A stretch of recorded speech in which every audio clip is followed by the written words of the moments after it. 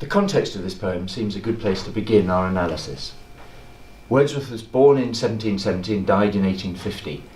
He was 19 when the French Revolution broke out, and in his youth was a radical thinker.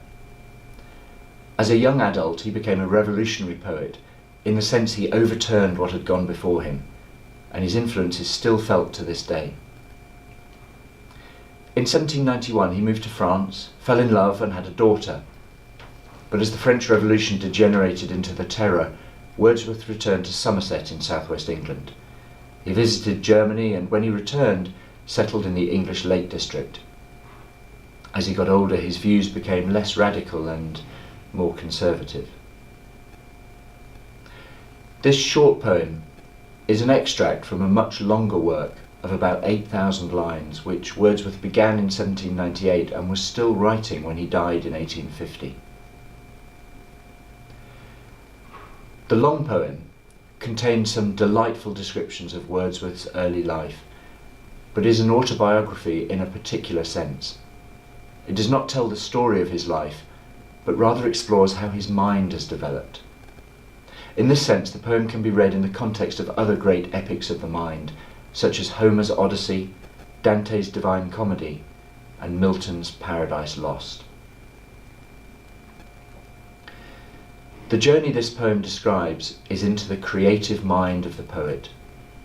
Because of this subject matter and his style, which used the language of ordinary people, Wordsworth is regarded as one of the great Romantic poets. Romantic in this sense does not mean what it does today, but is the word used to describe poets and artists who were interested in exploring how the imagination worked. Modern poetry owes a lot to Wordsworth. He lived at a time when people started to think differently about who poetry was for and what it was about. Previous generations had admired poets like Alexander Pope, who wrote about society using Latin and Greek models.